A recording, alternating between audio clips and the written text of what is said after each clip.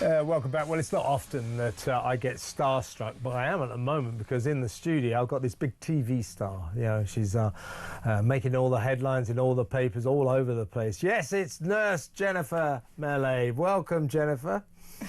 Thank you. I can see how happy I am. Yeah. I just said to Jennifer, seriously, well, you know Jennifer's story. 2 days ago, thank God, the NHS finally saw sense. Just to recap, just in case you've been living on Mars and you're not quite sure what the story is. Back in May 24, 2024, yes. she's a dedicated nurse, 12 years experience, working at a giant hospital in South London called St Helier. In comes a prisoner, you know, on release because he needs treatment. He's a 6 foot tall convicted paedophile. He demanded that Jennifer addressed him by his preferred female pronouns. She declined to do so because it clashed with her religious beliefs. She said to him, "Why don't you tell me a name you want me to call you? I'll call you that." But that wasn't good enough for him. He lunged at her, tried to attack her, and then called her the N-word 3 times.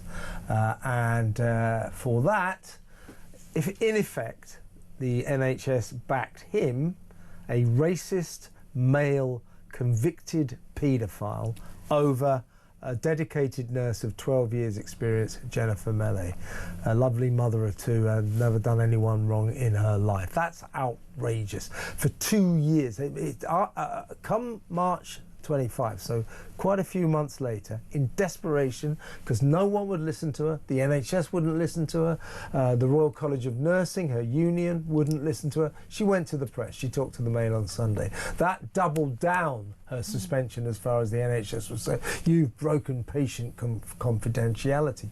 They were going out of their way to back the paedophile over Jennifer. 2 days ago at a disciplinary hearing, I think probably because of a lot of pressure from people like me, really, the media, just saying this is outrageous, this doesn't make any sense, this is against all justice. They decided no further action, so Jennifer can, thank God, go back to work. But make no mistake, when she went to that disciplinary hearing, it was the night before, Monday, wasn't it? Yeah. She came in to see me. She was on our show. And I'll be honest with you, she was a bundle of nerves because the next day she was facing the sack and the very real prospect of being struck off as a nurse.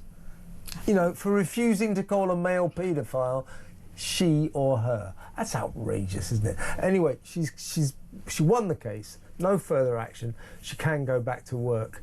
But let me tell you, her battle against the NHS isn't over. We'll talk about that in just a little while. But Jennifer, welcome to the show, of course.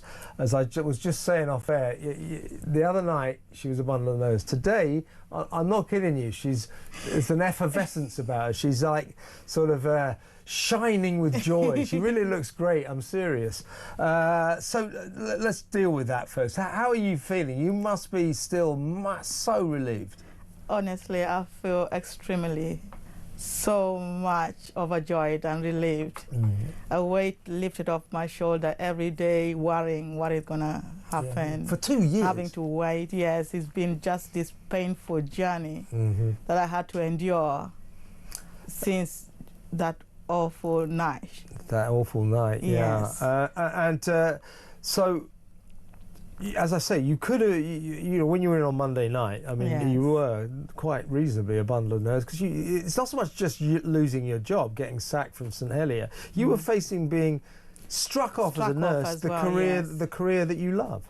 Absolutely, and the thought of that is quite traumatizing and overwhelming to see that I could lose my entire career. Yeah. You know, my registration struck off and. So what was Tuesday like for you when you went? How are you feeling when you went to the disciplinary hearing? You must have been. I know on Tuesday, thank God for, you know, the Darlington nurses and yeah, of course they came to yes. support you, didn't they? We had the church, you know, on their knees praying, family and friends. Oh, we were too. Everyone, globally, it's like a global issue. Honestly, everybody was looking forward to this moment, and You know what? You want to know something, Jennifer? The whole nation was behind you, because I put a tweet out, Yes, and saying, you know, the madness of this and best of luck and all that. 200,000 people watched that, you know, saw that. Wow. So people were gathering around your cause because it was, you know, as I dubbed it, justice for Jennifer. Good, isn't it? This is why I get the good big bucks. See that alliteration, justice for Jennifer. So clever. Seriously. I think the nation, the people of this country, who are great people, and they know about fairness, they know about justice, and they could see that you had been subjected to a great injustice. So you went into that tribunal, or the disciplinary hearing, a bundle of. How long did it take? Roughly, we started about 3:30 and we got out at 5. So 5:20, 5:30. Okay, because your friend Tom Allen from Christian Concern, he, perhaps I'm revealing confidences here, but hey, what the hell. No, he was confidentially keeping me abreast of what was going on. Yes. And he WhatsApped me about half an hour before the decision to say it's looking good. And I said, oh, yeah. So, what did you feel when they finally said no further action? I mean, you must have sort of exploded with joy. Oh, I went into like a shock mood, and I was just in tears, joyful tears, and I just said, thank you, Lord. It was such a battle. This was more than just an ordinary battle, it's more than spiritual battle. I tell you, it's difficult at the time that I had to endure, you know. Yeah, of course. I was so happy and glad that this is over now. And of course, you're a very devout Christian, and your faith has helped you through this. And absolutely. And your kids as well, of course. Yes. So you must now have redoubled your faith in the Lord, because he certainly helped you out, didn't he? Absolutely, and I say, thank you, Lord, your promise keeper. There you go. He is a promise keeper, and he said that he will never leave us nor forsake us, no matter the situation we face. Yeah, it would have been so outrageous if there was another decision. But the way the authorities go in this country, I'll be honest with you, I wasn't confident. You know what it's like. Yeah. You know according to the woke NHS, what you did is you broke their sacred trans laws. You know, they managed to segue the dispute with you into something else when you went to the Main on Sunday. Yes. Now, just to reiterate that, folks, this was May 2024. You are suspended, they said. Why was she suspended? Because she refused to call a racist male convicted paedophile by his preferred female pronouns. And the reason for that, of course, Jennifer, was because of your faith. Absolutely, you didn't feel you could do that. You were very reasonable to him. I saw a lot of headlines. Tell me about this. I saw a lot of headlines saying you insisted on calling him Mr. Is that the case? Because I got the feeling that what you tried to do was to come to a compromise, that you could call him something that was neither, you know, Mr. or Mrs. Yes, I was just in, I said to him, I can't call you Mrs. or Miss, but I'm more prepared to call you by your name.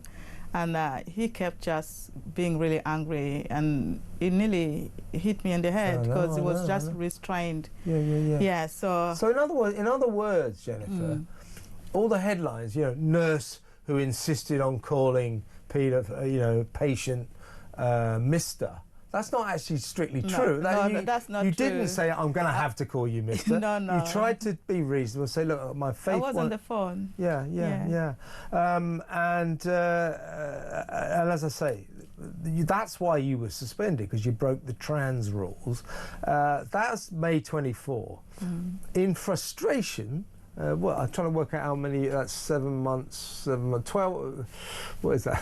22nd of May. How many months is that? Roughly. See, if I had a good producer, he'd be working this out for me, but he's reading the papers in there.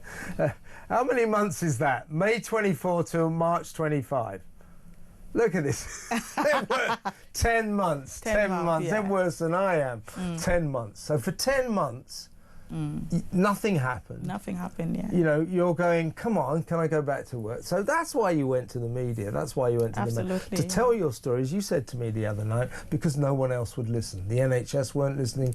Your Royal College of Nursing, your union wouldn't listen, which, by the way, is an outrage. Because, you know, they're woke as well, aren't they?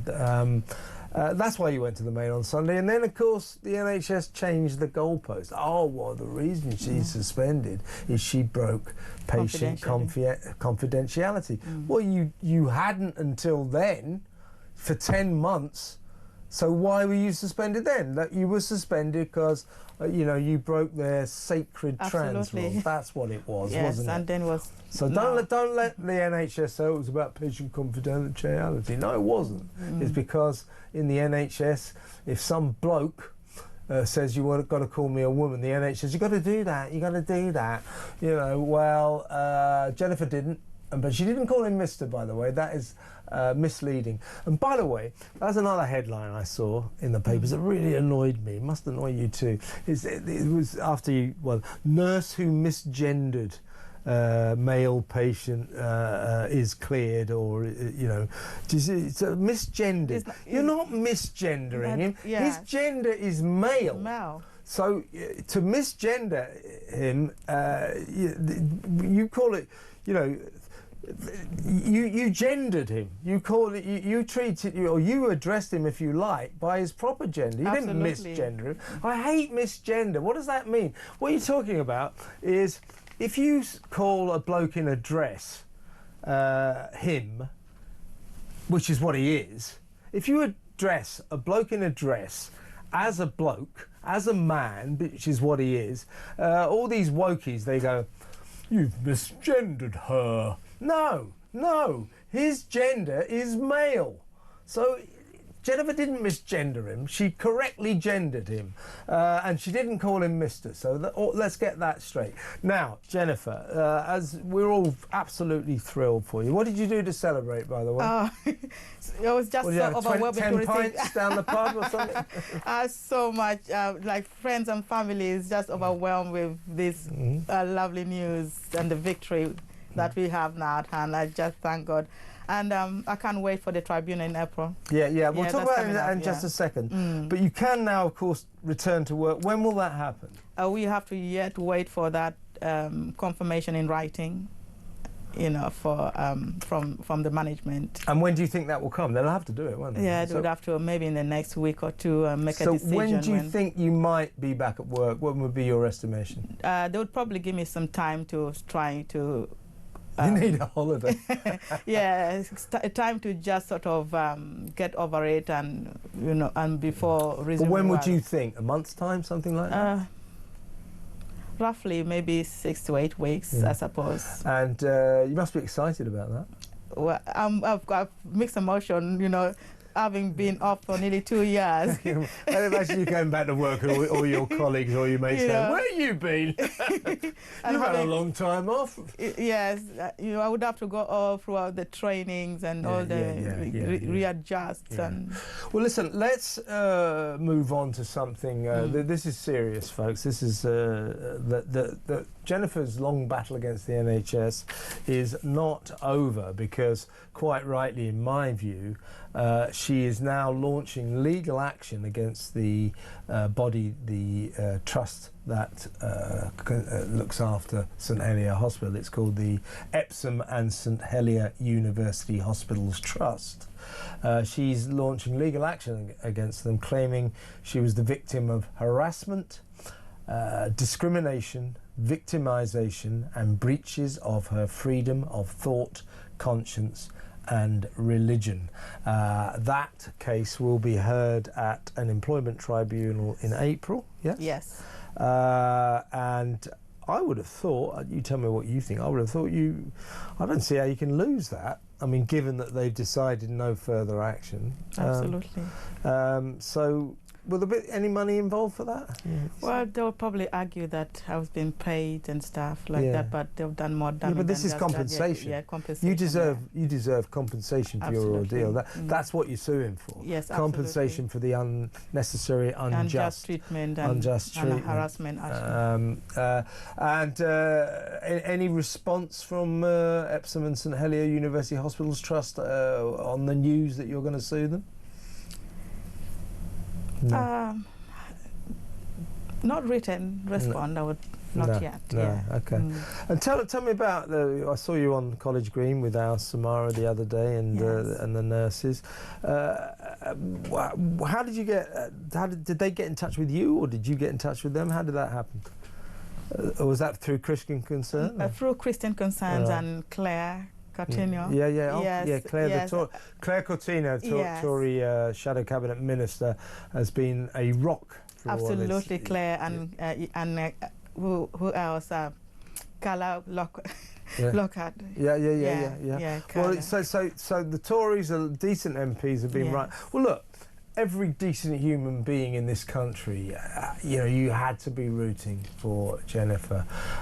So between now and then, you said you might be 6 to 8 weeks. Going to go on holiday or something like that? I need a rest. Yeah. I bet you do. I need a holiday. Yeah, you going to go somewhere? Maybe. I'll just see the preparation. My friends are saying yes, we could go out for holiday. Yeah. By the way, what about your daughter? You were telling me the other day she quit her role at the NHS. Remind me what she did. Yeah, paediatrics. She's going to go back now. She's saying she wants to go back and do a master's. Because she. Probably specialised now, which is where will be at least. It will be good for her to go back and look into a specialty to focus on now. Okay, well that would be good news. And lastly, what are your feelings about the NHS now? I mean, in this disciplinary hearing on Tuesday, they finally saw common sense, finally saw decency. But you know what we're talking about? You were the victim of a kind of crazed wokery that dictates so much activity at the NHS. You know, this producing of pamphlets for mothers, pregnant mothers that never use the word mother or pregnant or female, calling women people with cervixes and so on and so forth. Does that lunacy is ongoing? And the Darlington nurses, of course, they had to fight tooth and nail because the NHS said to them, you've got to put up with guys coming into your safe female space and flashing themselves around your changing rooms. That was the NHS's diktat. The nurses won that case as well. So slowly but surely the NHS is being told you've got to abide by the Supreme Court's ruling on biological sex. How far do you think the NHS has got to go before it finally accepts it can do no more of this nonsense? With these 3 cases that has recently happened with regards to Sandy Peggy, the Darlington nurses and my case now, I believe they will take him more seriously and put policies and guidelines in place, and also that will help out, in the healthcare sector, even with midwifery, with what is going on with understand with what West treating has really keen to about the puberty blockers and all these. Will really help. So, well, listen, Jennifer, you're a hero. We love you. We're so thrilled that you won that case, and keep in touch about your ongoing battle against the crazily woke NHS. Ladies and gentlemen, I give you Jennifer Melle.